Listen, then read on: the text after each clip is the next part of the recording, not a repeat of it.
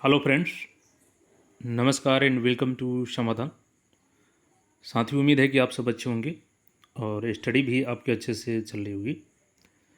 साथियों, बिहार में सभी भर्तियां लटकी हुई है और उसका कारण एक है रिजर्वेशन।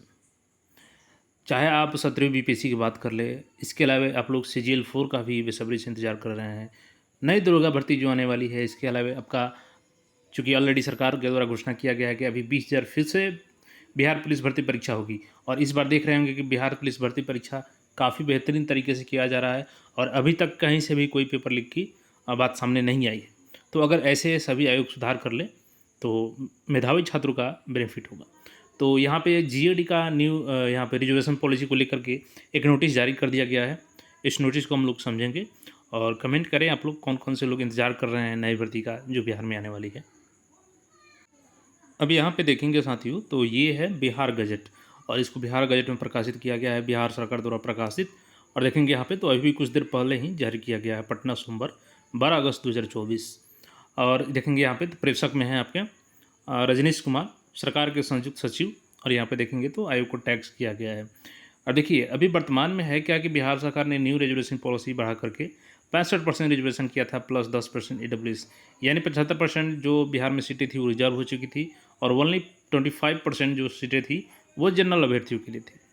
अब ऐसे में जब पटना हाई कोर्ट से ये आरक्षण पे स्टॉक डाउन कर दिया गया, यानी इस पे निरस्त कर दिया गया, तो बिहार सरकार पटना से सुप्रीम कोर्ट में रुख की और सुप्रीम कोर्ट ने बिहार सरकार के एसएलपी को एक्सेप्ट करते हुए, चूँकि हमने आपको बताया था कि 29 तारीख को जो सुनवाई हुई थी उसमें सुप्रीम कोर्ट ने ये तय किया कि अब हम आपकी एसएलपी को सुनवाई करेंगे सितंबर में और वो 10 सितंबर को सुनवाई होगी। इसके अलावा आप देखेंगे तो तांत्रिक तत्व मामला में भी बिहार सरकार को झटका लगा था और अभी एक और मामला पटना हाई कोर्ट में ईडब्ल्यूएस को लेकर के चल रहा है। तो कई ऐसे मामले हैं जो आरक्षण को लेकर के चल रहे थे और इसी के कारण वैकेंसियों में लेट लतीफ़ी हो रहा था। अभी देखेंगे तो 17वीं का नोटिफिकेशन का इंतजार है, चूँकि ऑलरेडी 30 तारीख को सितंबर में एग्ज़ाम निर्धारित है और अभी तक नोटिफिकेशन नहीं आया है।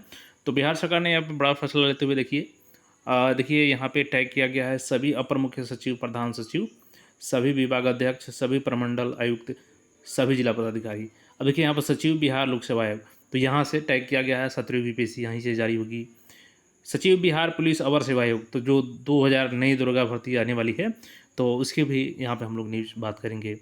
सचिव बिहार कर्मचारी चयन आयोग, मोस्ट अवेटेड सीजीएल 4 वैकेंसी, और इसका आप लोग बेसब्री से इंतजार कर रहे हैं क्योंकि देखिए इसमें केवल आपको 2 ऑब्जेक्टिव एग्ज़ाम देने होते हैं, प्रीलिम्स और मेंस, ना ही इसमें इंटरव्यू का चक्कर और कोई और चक्कर, सब्जेक्टिव का भी चक्कर नहीं है। और यहाँ पे आप लेवल 7 का अधिकारी बनते हैं। तो सभी का सपना होता है सचिवालय में जाए। तो एएसओ का इस बार 1000 प्लस इसमें पोस्ट होगा, बाकी अन्य पोस्टों को लेकर के लगभग 2500 प्लस इसमें भर्ती होगी। इसके अलावा देखेंगे तो बिहार तकनीकी सेवा आयोग, यहाँ से भी जो नई पद आने वाली है, बिहार संयुक्त प्रतियोगिता परीक्षा, महाधिवक्ता बिहार कार्यालय उच्च विद्यालय, बिहार राज्य निर्वाचन आयोग, बिहार राज्य निर्वाचन प्राधिकार, बिहार राज्य विश्वविद्यालय सेवा आयोग, यहाँ पर देखिए केंद्रीय चयन प्रशासन सिपाही। तो अभी इसके बाद अभी चूँकि एग्ज़ाम चल रही है तो आप सब अच्छे से एग्ज़ाम दें और 20,000 नए पदों का फिर से भर्ती यहाँ पे जारी होगा। और यहाँ पे देखिए तो सचिव पिछड़ा वर्ग, अति पिछड़ा वर्ग, सभी को टैग किया गया है यहाँ पे। अब चलिए यहाँ पे डिटेल्स में देखिए तो दिया गया है विषय में माननीय सर्वोच्च न्यायालय नई दिल्ली द्वारा सिविल अपील संख्या यहाँ पर दिया गया है डॉक्टर भीमराव अंबेडकर विचार मंच, बिहार बनाम राज्य सरकार एवं अन्य संबंध एसएलपी यहाँ पर देखिए दिया गया है आशीष रजक बनाम राज्य सरकार एवं मामले में दिनांक, इस मूल कोटि को अत्यंत पिछड़ा वर्ग में शामिल करने के संबंध में। देखिए यहाँ पे है महोदय, निर्देशानुसार उपयुक्त विषय के संबंध में कहना है कि सामान्य प्रशासन विभाग बिहार के पटना के संकल्प संख्या 1/7/2015 गजट संख्या यहाँ पर दिया गया है द्वारा बिहार पदों एवं सेवाओं की रिक्तियों में आरक्षण अनुसूचित जातियों, अनुसूचित जनजातियों एवं पिछड़े वर्गों के लिए यहाँ पर अधिनियम 1991 के अत्यंत पिछड़े वर्ग की सूची में यहाँ पे क्रमांक 33 पर दर्ज तांती तत्वा जाति को विलोपित करते हुए अनुसूचित जाति की सूची के क्रमांक 20 पर दर्ज पान सवासी के साथ समावेशी करने का निर्णय लिया गया था ताकि इन्हें अनुसूचित जाति का लाभ मिल सके। अब देखिए बिहार सरकार ने 2015 में ये फैसला लिया था, जो तांती तत्वा जाति है उनको पान सवासी के साथ शामिल करके इनको एससी में शामिल कर दिया गया था ताकि उनको अनुसूचित जाति का लाभ मिल सके। और उसके पहले ये लोग ईबीसी में आते थे जो कि एक्सट्रीमली बैकवर्ड क्लासेस है। अब यहाँ पे क्या हुआ है कि माननीय सर्वोच्च न्यायालय नई दिल्ली द्वारा सिविल अपील संख्या यहाँ पे दिया गया है और डॉक्टर भीमराव अंबेडकर विचार मंच बिहार सरकार बनाम यहाँ पे एसएलपी में फैसला आया और फैसला ये आया कि इनको बिहार सरकार का कोई हक नहीं है कि ये शामिल कर दे एससी के जो कास्ट लिस्ट होता है उसमें ना ही किसी को ये शामिल कर सकते हैं और ना ही उसमें से किसी कास्ट को अपनी मर्ज़ी से बाहर कर सकते हैं। ये सिर्फ़ और सिर्फ संसद का अधिकार है। अब देखिए यहाँ पे है कि अब इनको क्या है कि जो भी तत्व जाति के हैं कोटि को वापस करते हुए इसे मूल कोटि अत्यंत पिछड़ा वर्ग में शामिल करने का आदेश दिया गया है। अब देखिए जो भी नई भर्ती होगी इसमें इन अभ्यर्थियों को क्या करना होगा, आपको ईबीसी यानी ओबीसी एनसीएल सर्टिफिकेट आपको बनवाना होगा। अब यहाँ पे एससी सर्टिफिकेट आप लोग नहीं बनवाएंगे। अब एक और बात आपके मन में आ रहा होगा कि जिनका सिलेक्शन हो गया है एससी कैटेगरी में वो क्या करेंगे। आपको कुछ नहीं करना है, वो सरकार करेगी। क्योंकि देखिए जिनका ऑलरेडी जॉब हो गया है, ऐसा नहीं है कि सरकार हटा देगी, रिजर्वेशन हट गया तो सरकार उनको समायोजित करेगी ईबीसी कैटेगरी में। तो आपको कोई टेंशन नहीं लेना है जो भी ऑलरेडी जॉब कर रहे हैं, और बाकी जो नए जॉब के लिए इंतजार कर रहे हैं उनको ओबीसी एनसीएल सर्टिफिकेट बनवाना होगा, एनसीएल वाला। ठीक है। अब देखेंगे कि सामान्य प्रशासन विभाग यहाँ पटना के संकल्प को तो यहाँ पर निरस्त कर दिया गया है गजट के अनुसार। अब वहाँ पर उनको लाभ नहीं मिलेगा। और यहाँ पे और भी तांत्रिक तत्व देखिए दिया गया है कि उनको 33 ग्राम से विलोपित किया जाता है और पूर्व की भांति इनको पुनर्स्थापित किया जाता है। अब फिर से इनको ईबीसी कैटेगरी में शामिल कर लिया गया है। अब देखिए यहाँ पे 15/7/2024 के बीच तांत्रिक तत्व जाति के वैसे कर्मी पदाधिकारी जिनकी राज्य अधीन सेवा में अनुसूचित जाति कोटे से नियुक्ति हुई है, देखिए पॉइंट मेंशन कर दिया गया है कि सेवा बहाल बरकरार रखते हुए इसे अनुसूचित जाति कोटि से अत्यंत पिछड़े वर्ग कोटि में स्थानांतरित किया जाएगा। तत्पश्चात माननीय सर्वोच्च न्यायालय नई दिल्ली द्वारा पारित आदेश की मूल भावना को दृष्टिपथ अत्यंत पिछड़ा वर्ग में शामिल किया जाएगा। और यहाँ पे देखेंगे तो ये तांत्रिक तत्व को फलस्वरूप यहाँ पे वहाँ से विस्थापित कर दिया गया है और ये यहाँ पे अब ईबीसी में शामिल किए जाएंगे।